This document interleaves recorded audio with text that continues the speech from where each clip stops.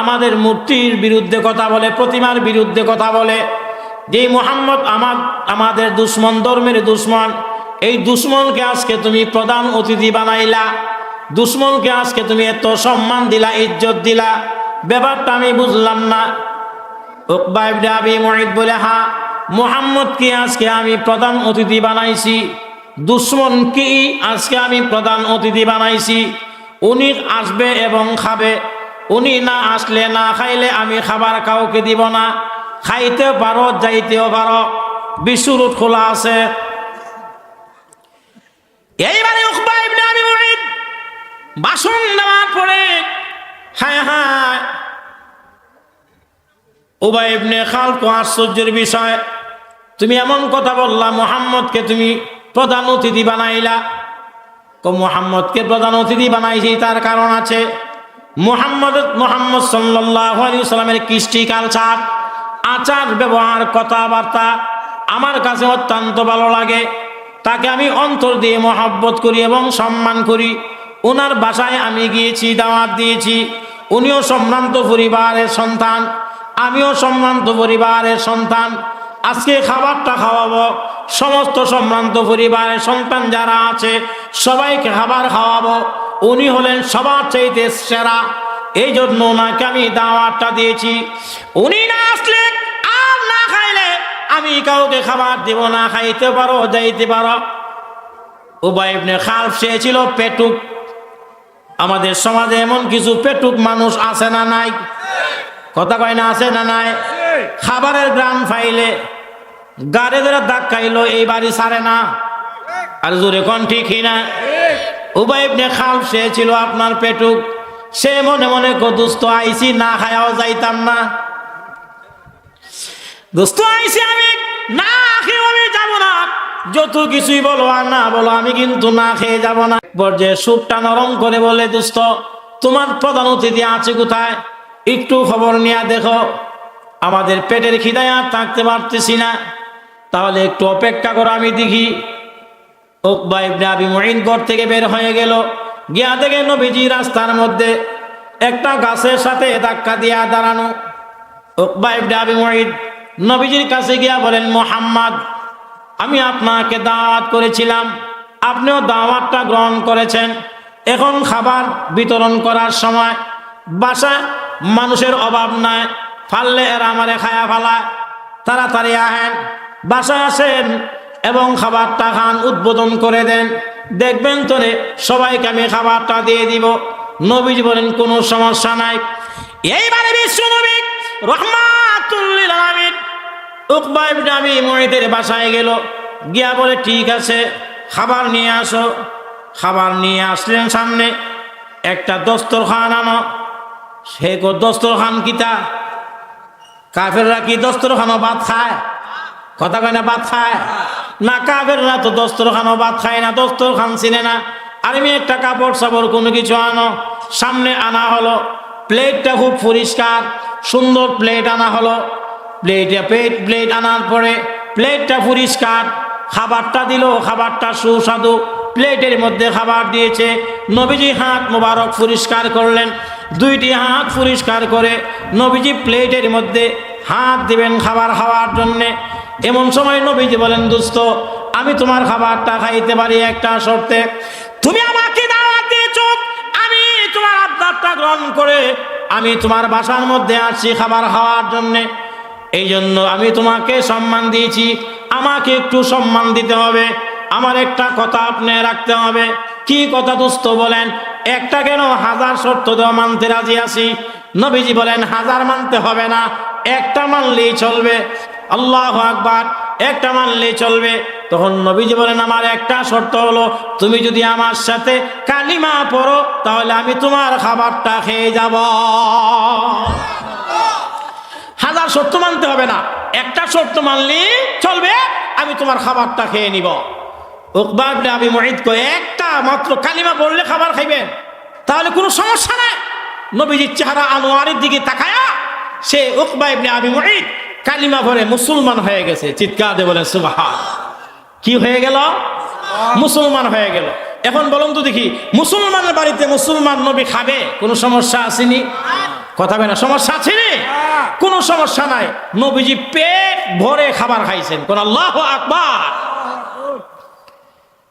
এবার কালিমা পড়ে মুসলমান হয়ে গেল উকবা ইবনে আবি মুঈত। কালিমা পড়ে মুসলমান হয়ে যাওয়ার পরে এই আওয়াজটা চলে গেল তার বন্ধু, ছোট কালের বন্ধু, শৈশব কালের বন্ধু, যৌবন কালের বন্ধু উবাই ইবনে খালফ, ইসলামের বড় দুশমন।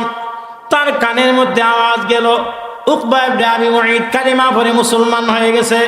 তার প্রধান অতিথি বাসায় আসছে, শর্ত দিয়েছে কালিমা পড়লে খাবার খাবে।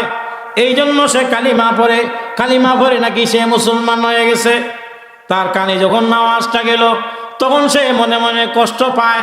দুস্থ কষ্ট পাইয়া বলে, দুস্থ আমার কানের মধ্যে একটা আওয়াজ আসছে, সেটা বলবো পরে, আগে আমারে খাবার দাও। পেট্রোল ঘরের পেট্রোল আগে খায়া লয়, কথা কোন ঠিক না? আগে খায়া লয়। গগা পর্যন্ত খাইছে। কি পর্যন্ত? গলা নামিয়া গগা পর্যন্ত খাইছে। গগা পর্যন্ত খায়াক, পেট বইয়া খায়াক। খাবার খাওয়ার পরে বলতেছে, দোস্ত আমি শুনলাম তুমি নাকি কালিমা পড়ে মুসলমান হয়ে গেছো। বলে হ্যাঁ, মুহাম্মদ সম্ভ্রান্ত পরিবারের সন্তান, আমিও সম্ভ্রান্ত পরিবারের সন্তান। আমি উনাকে দাওয়াত করছি, উনি দাওয়াতটা রাখছে। উনি আমার বাসায় আসছে খাবার না খায়া। উনি আমার বাসা থেকে চলে গেলে আমার মান সম্মান থাকবে না, ইজ্জত থাকবে না। এই জন্য উনার মন রক্ষা করার জন্যে দোস্ত তুমি শোনো, আমি অন্তর থেকে কালিমাটা পড়ছি না। ওই তার ছোটকালে বন্ধুরে সন্তুষ্ট করতে গিয়া বলে আমি মুহাম্মদের কালিমা পড়ছি, তবে অন্তর থেকে কালিমাটা পড়ি নাই, মন রক্ষা করার জন্যে কালিমা পড়ছি। তাই কথা কয় না? তাই নাকি? তুমি অন্তর থেকে বলো না? না, আমি মুহাম্মদের কালিমা অন্তর থেকে পড়ছি না, আমি কালিমাটা পড়ছি তার মন রক্ষা করার জন্য কালিমা পড়ছি। তখন সে কয়, তুমি যদি আমার সাথে বন্ধুত্ব রাখতে চাও, আমি তো তোমার ছোটবেলার বন্ধু, শৈশবকালের বন্ধু, হ্যাঁ, কিশোর বন্ধু, যৌবন কালের বন্ধু, তুমি আর আমি এক গলায় চলি। আজকে তুমি আমারে বাদ দিয়া, আমাদের ধর্ম বাদ দিয়া মুহাম্মদের ধর্ম গ্রহণ কইরা কালিমা পড়ে মুসলমান হয়ে যাবে, এটা তো কঠিন কালে হতে পারে না। তুমি যেহেতু বলতেছো অন্তর দিয়া পড়ো নাই, মন রক্ষা করার জন্য পড়েছ, এই জন্য তোমাকে আমি একটা কথা বলি, পালন করতে পারবা? দুস্থ পারবো না কেন? অবশ্যই পারবো। তাহলে এক কাজ করো, তুমি যাও মুহাম্মদের বাসায় যাও, আগামীকাল সকালে গিয়া তার কাছে গিয়া 1 নম্বরে গিয়েই তার কালিমাটা তার কাছে ফেরত দিয়ে আইবা। না আরো আসতে কোনা, নাউজুবিল্লাহ। কি করবা? কালিমা ফেরত দিয়ে আইবা। পারবা? দুস্থ পারবো না কেন? অবশ্যই পারবো।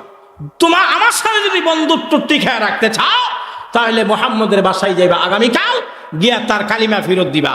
1 নম্বর শর্ত। 2 নম্বর শর্ত হইল কালিমাটা ফেরত দিয়া আসার পথে আব্দুল্লাহ ছেলে মুহাম্মদ সাল্লাল্লাহু আলাইহি সাল্লামের সুন্দর চেহারার মধ্যে একটা তুতু দিয়ে আইবা। না একটু আস্তে ঘুমায় কর, নাউজুবিল্লাহ। আরো জোরে কর। কি দিয়ে আসবা? তুতু দিয়ে আসবা। কত বড় কথা! এই যুবক, কাকে বন্ধু বানাইবা একটু খেয়াল কর। এইবারে উকবা ইবনে আবি মুঈত উবাই ইবনে খালফের সাথে বন্ধুত্ব টিকায় রাখার জন্য নবীজির বাসায় গিয়া উপস্থিত। সকালে আমাদের সমাজে একটা কিছু আছে, সামাজিকতা, খাইলে খাওয়াইতে হয়, কথা কয় না ঠিক না? খাইলে কি করতে হয়? খাওয়াইতে হয়। কিন্তু আমরা কিন্তু আনিসের পাগল, দিসের পাগল না। আমরা শুধু খাইতাম আর খাইতাম। বন্ধু আইছে সৌদি আরব থেকে, এটারে ফার্ম ফুটটি দিয়া নেই গনিগন বাজার নিয়া শুধু খাওয়াই খা, কথা কোন ঠিক না? শুধু খাওয়াই খা। বিল দেওয়ার সময় বিদেশির সামনে দিয়া দেয়। লন্ডন থেকে আসছে বন্ধু, ফার্ম ফুটটি দিয়া সুনামগঞ্জে নিয়ে যা বড় হোটেলে নিয়া খাইয়া সব বিল হের কান্দ দিয়া দেয়। নিজে খাওয়ায় না, শুধু খাইত না। না, এমন না। আপনার কোনো বন্ধু যদি শনিবারে আপনাকে চা পান খাওয়ায়, নিয়ত করবেন যে মঙ্গলবারে আমার বন্ধুকে আমিও চা পান খাওয়াবো। এটা হইল সামাজিকতা। ধরে কোন ঠিক না?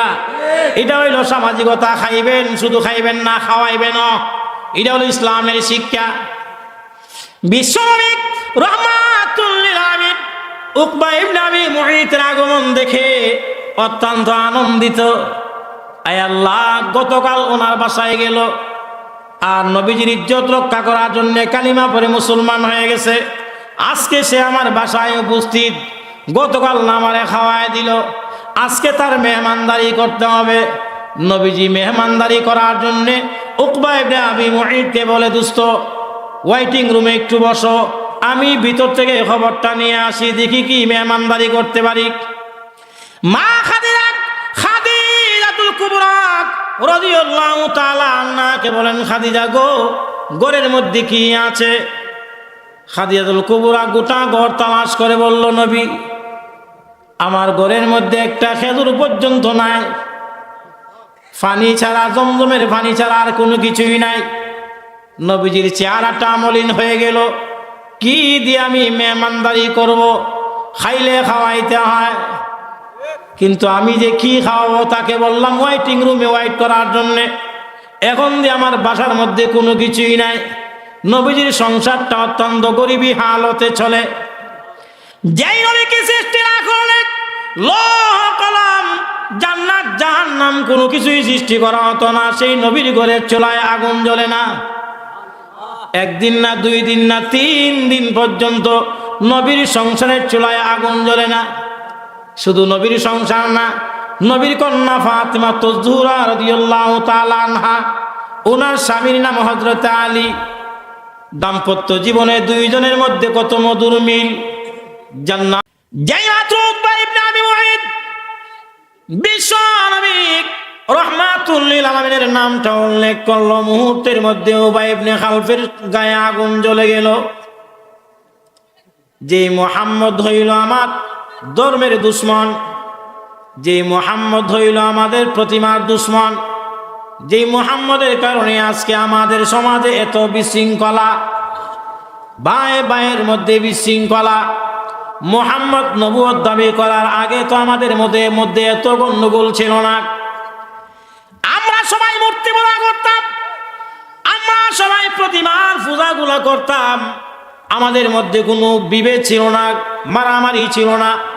মুহাম্মদ আমাদের মূর্তির বিরুদ্ধে কথা বলে, মুহাম্মদ